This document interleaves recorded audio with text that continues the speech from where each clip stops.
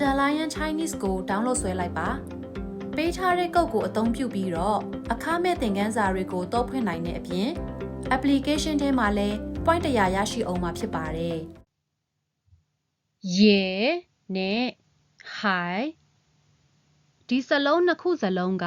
တချို့စာသားတွေမှာလဲပဲဆိုတဲ့အဓိပ္ပာယ်ဖြစ်ပေမဲ့သူတို့နှလုံးကိုလဲသုံးလို့မရပါဘူးစာကြောင်းတစ်ခုရဲ့ပြုလုပ်သူ subject မတူပဲပြောနေကြတဲ့အကြောင်းအရာတူညီတဲ့အခါမှာရေကိုအသုံးပြုပါတယ်ဥပမာကောင်လေးကပြောတယ်我有一个美国同学ကျွန်တော်မှာအမေရိကန်အတန်းဖော်တစ်ယောက်ရှိတယ်ကောင်မလေးကလည်းပြောတယ်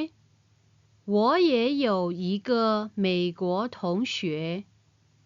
ကျမမှာလည်းအမေရိကန်အတန်းဖော်တစ်ယောက်ရှိပါတယ်ဒီမှာဆိုရင်မတူညီတဲ့ပြုလုပ်သူ subject ကောင်လေးနဲ့ကောင်မလေးရှိပြီးတော့သူတို့ကအမေရိကန်အတန်းဖော်တစ်ယောက်ရှိတယ်ဆိုတဲ့တူညီတဲ့အကြောင်းအရာကိုပြောနေကြတာပါဒါကြောင့်ရေကိုဒီလိုစာကြောင်းမျိုးမှာသုံးရမှာပါရေကိုလဲပဲလို့လဲဘာသာပြန်နိုင်ပါတယ်ကျမလည်းပဲအမေရိကန်အတန်းဖော်တစ်ယောက်ရှိပါတယ်တနည်းအားဖြင့်ပြုလုပ်သူ subject ကတူညီပြီးတော့အကြောင်းအရာမတူညီခဲ့ရင်ရေအစား hi ကိုသုံးရပါမယ်ဥပမာကောင်လေးရဲ့အရှိကစာကြောင်းဖြစ်တဲ့我有一个美国同学ကျွန်တော်မှာအမေရိကန်အတန်းဖော်တစ်ယောက်ရှိတယ်နောက်ပြီးတော့ကောင်လေးကပဲထပ်ပြောတယ်我还有一个印尼同学ကျွန်တော်မှာအင်ဒိုနီးရှားအတန်းဖော်တစ်ယောက်လည်းရှိသေးတယ်ဒီစာကြောင်းနှစ်ခုမှာဆိုရင်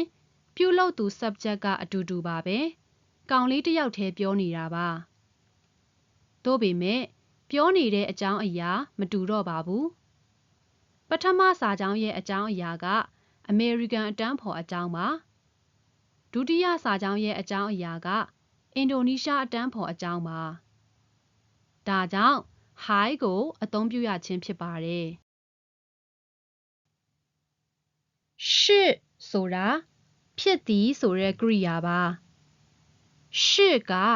အခြားကရိယာတွေနဲ့ကွဲပြားပါတယ်တစ်စုံတစ်ယောက်ကလည်းဖြစ်သည်ဆိုတဲ့ပုံစံကိုဖော်ပြချင်တဲ့အခါ是ကို也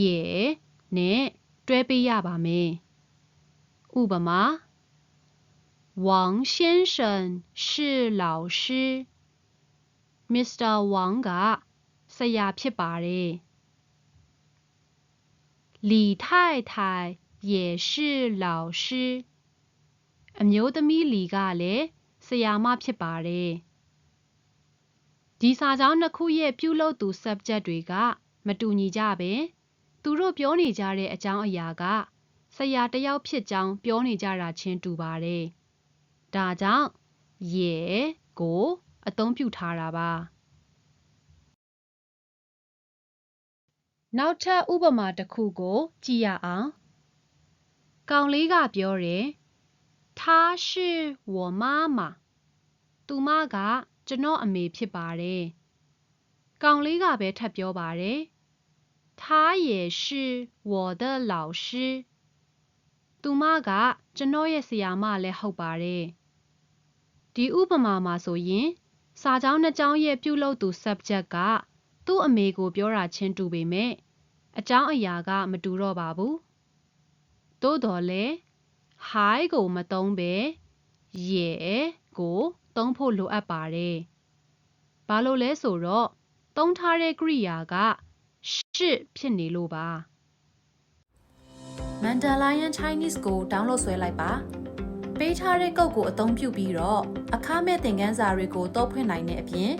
application ထဲမှာလည်း point 100ရရှိအောင်မှာဖြစ်ပါတယ်